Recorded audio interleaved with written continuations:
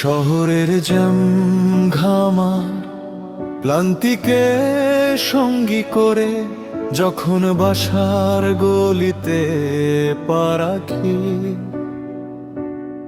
তখন পেছনের সব ক্লান্তি এক নিমিষেই ম্লান হয়ে যায়। সারাদিন যে মানুষটা ফাইলে মুখ গুজে গম্ভীর হয়ে বসে থাকে, কলিং বেলের আওয়াজ শোনার পর সেই মানুষটাই হয়ে ওঠে কারো বাবা, কারো সন্তান কিংবা কারো প্রিয়জন।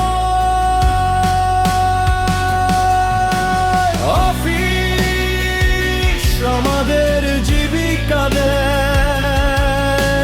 ঠিকই, কিন্তু বাসা আমাদের জীবন দেয়। অফিস আমাদের জীবিকা দেয় ঠিকই, কিন্তু বাসা আমাদের জীবন দেয়।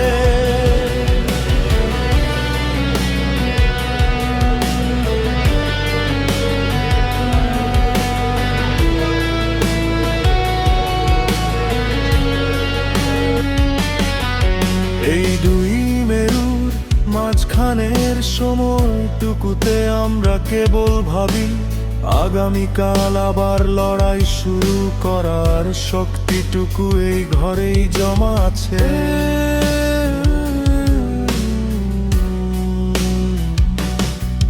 সকাল ৮টা থেকে বিকেল ৯টা আমরা একটা যান্ত্রিক রুটিনে বন্দী,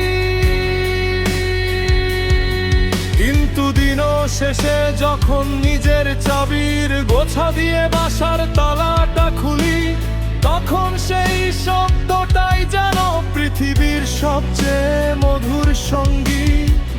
অফিসের সব রাজনীতি, কাজের চাপ আর অপ্রাপ্তি দরজার পাশেই ফেলে আসি, কারণ ঘরের ভেতর ঢুকলে আমি আর কোনো পদবীর কর্মকর্তা নই, আমি শুধু আমি।